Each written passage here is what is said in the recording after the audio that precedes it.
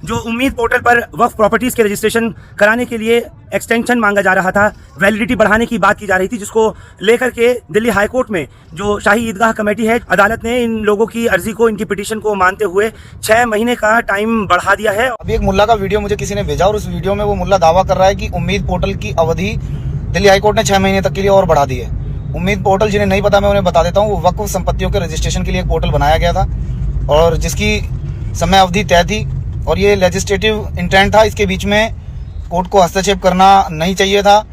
अभी मुल्ला का वीडियो सामने आया और वो कह रहा है कि दिल्ली हाई कोर्ट ने उम्मीद पोर्टल की अवधि को बढ़ा दिया है, यानी अब जो वक्फ संपत्तियों का रजिस्ट्रेशन है उसके लिए हाई कोर्ट ने 6 महीने का टाइम दे दिया, जो कि हाई कोर्ट को करना नहीं चाहिए था। ये अब बताएगा, यानी इसकी अब इतनी औकात हो गई, हाई कोर्ट को बताएगा कि कब किसकी अवधि, किसकी वैलिडिटी बढ़ानी है, किसकी वैलिडिटी घटानी है, क्या ऑर्डर देना है, क्या ऑर्डर नहीं देना, ये बताएगा टटपूंजिया। इसके अपना तो पता नहीं है।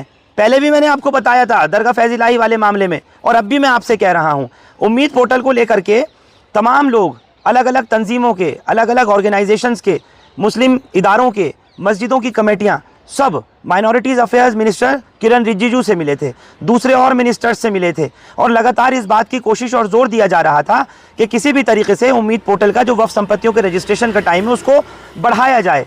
ऑनरेबल हाई कोर्ट ने इस बात को माना, क्योंकि इससे पहले जो उम्मीद पोर्टल पर लोग रजिस्ट्रेशन करा रहे थे, मस्जिदों का, दरगाहों का, खानगाहों का, कब्रिस्तान, ईदगाह, इमाम बाड़े, इन सब का जो रजिस्ट्रेशन कराया जा रहा था वक्फ की संपत्तियों का, उसमें टेक्निकल ग्लिच बहुत ज़्यादा थे। दूसरी बात यह कि सर्वर बहुत स्लो था।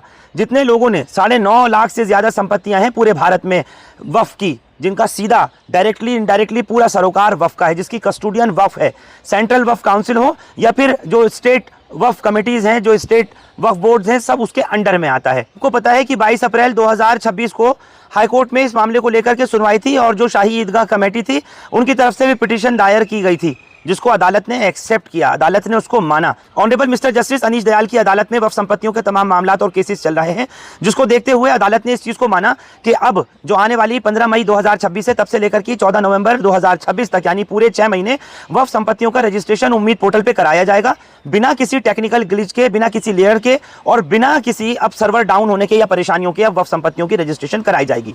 लेकिन अब इसको मिर्ची लगे तो कोई क्या करे। इसने मुल्ला का वीडियो देख लिया, जिसमें मुल्ला ये बता रहा है कि अब उम्मीद पोर्टल की अवधि वक्फ संपत्तियों के रजिस्ट्रेशन की 6 महीने बढ़ा दी गई है।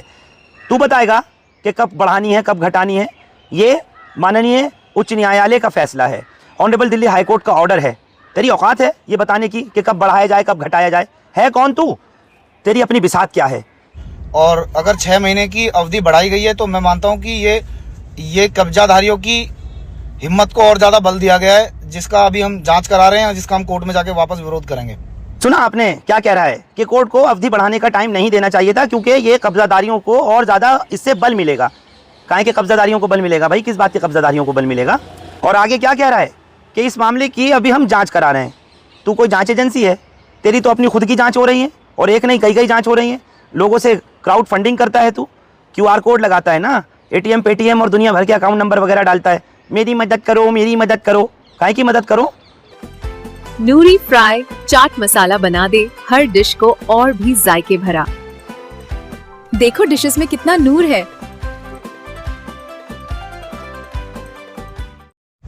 दूसरी बात, जांच इस बात की होनी चाहिए थी कि जो जमीनें मुल्ला कमेटी के पास आई, जो इन्होंने वक्फ की हुई है, वो इनके पास कैसे आई? क्योंकि हमारा दावा है कि पूरे देश में 95% से ज्यादा वक्फ प्रॉपर्टीज गवर्नमेंट की प्रॉपर्टी हैं या गरीबों की जमीन पर कब्जा है।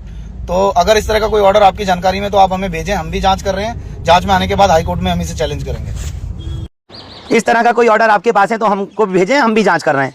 ये जांच एजेंसी जांच कर रही है।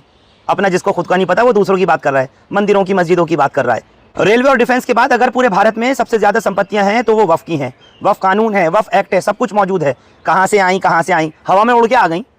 मस्जिद, ईदगाह, इमाम बाड़े और कब्रिस्तान ही गरीबों की जगह पर बनाए गए हैं ना। वक्फ का तो कोई मामला था ही नहीं। अब से पहले तो दुनिया थी नहीं, अब हुई है। जब से तू पैदा हुआ है तब से ही पता लगा है कि हाँ, कब्जाधारियों ने कब्जा कर रखा है। वक्फ की संपत्तियाँ वक्फ की नहीं है, सरकार की जगह है। वही ऑनरेबल हाई कोर्ट है जिसने तेरे फटकार लगाई थी, तेरी पिटीशन को टुच्ची करार दिया था कि किसने टुच्ची एप्लीकेशन लगाता है, कितने टुच्ची पिटीशन लगाता है, जिसको यही नहीं पता कि समाज में लोग भूख से मर रहे हैं, प्यास से मर रहे हैं, वो नहीं देखना। और दूसरी जगहों पर अतिक्रमण फैले और दूसरे मजहब के कौन कौन से इस तरीके के स्मारक हैं जिनकी वजह से कब्जा हुआ है। और कहीं एनक्रोचमेंट नज़र नहीं आया, सिर्फ मस्जिद दिखेगी, मज़ार कब्रिस्तान दिखेंगे और कुछ नहीं नज़र आएगा। मेरा साथ मत छोड़ना, मुझे कभी अकेला मत छोड़ना। मैं जो लड़ाई लड़ रहा हूँ वो तुम्हारे लिए लड़ रहा हूँ। मेरी हिम्मत जो है वो आप लोगों से है। आप लोग मेरे साथ खड़े रहेंगे तो मैं लड़ता रहूँगा। अपने भाई को कभी अकेला नहीं छोड़ना। मेरी मदद करना, मेरी मदद करो। कैसी मदद करो? किस बात की मदद करो? तू शर फैलाए और लोग तेरी मदद करें। मेरा साथ मत छोड़ना, मुझे अकेला मत छोड़ना। मैं जो लड़ाई लड़ रहा हूँ वो तुम्हारे लिए लड़ रहा हूँ। कौन कह रहा है तेरे से तू लड़ाई लड़? किसने बोला है? समाज का खैरख्वाह बन के खड़ा हुआ है तू। मेरी हिम्मत आप लोगों से है और आप लोग मेरा साथ देते रहेंगे तो मैं ये लड़ाई लड़ता रहूँगा और आगे खड़ा रहूँगा। आप ही लोग समझिए, इसके पीछे की इंटेंशन समझिए, इसके पीछे का मंसूबा समझिए कि क्या चाहता है ये, और लोगों से साथ देने की किस तरह की बात करता है, किस चीज़ के लिए पैसा और फंड मांगता है। इससे किसी ने बोला है कि तू ये काम कर? अरे जा घर पे आराम कर, घर संभाल अपना, अपने आप तेरी दुनिया संवर जाएगी। मंदिर मस्जिद के नाम पर तुझ जैसे न जाने कितने हितैषी आपस में हिंदू भाइयों को मुसलमान भाइयों से लड़ाने के लिए आए थे। कहाँ गए कुछ नहीं पता। हकीकत यही है कि जिस किसी ने भी माहौल को ख़राब करने की कोशिश की है, आज उनका नामो निशान तक मिट गया। आज हिंदू भी यहीं पर हैं, मुसलमान भी यहीं हैं, मस्जिदें भी यहाँ पर मौजूद हैं, मंदिर भी यहाँ पर मौजूद हैं। आपस में हिंदू मुस्लिम भाईचारा अब भी मौजूद है और आगे भी रहेगा। लेकिन तुझ जैसा आदमी जो इस तरह की टुच्ची सोच रखता है, उसकी ज़्यादा दिन तक नहीं चलने वाली। एक वक्त आता है, लोग नाम भी भूल जाते हैं कि कभी कोई फला नाम का हुआ करता था जो इस तरीके के मंदिर मस्जिद की बात करता था, हिंदू मुस्लिम की बात करता था, भेदभाव की बात करता था। नाम लेने वाला भी कोई पैदा नहीं होता। इसलिए वक्त है, अब भी सुधर और आपस में भाईचारा प्यार मोहब्बत की बात कर। अपनी आइडियोलॉजी को, अपनी सोच को, अपने माइंडसेट को बदल ले। बहुत बहुत शुक्रिया आप लोग हमारे साथ इस खबर पर जुड़े। हिंदुस्तान लाइव फरहानिया या यूट्यूब पर सब्सक्राइब कर सकते हैं और क्लिक कर सकते हैं बेल आइकन हमारी खबर की पहली नोटिफिकेशन के लिए। फेसबुक पर हमारा पेज हिंदुस्तान लाइव फरहानिया या फॉलो और लाइक कर सकते हैं।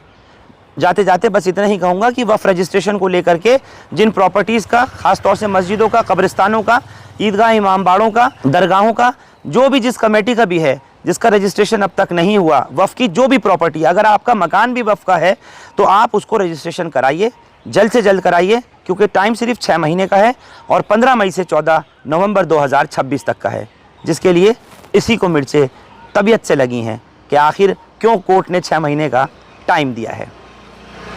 Thank you for now. अगर आज से पहले आपने अपनी आंखों को कभी सुना नहीं है तो इनको सुनना शुरू कीजिए। इनको जो चाहिए वो दीजिए।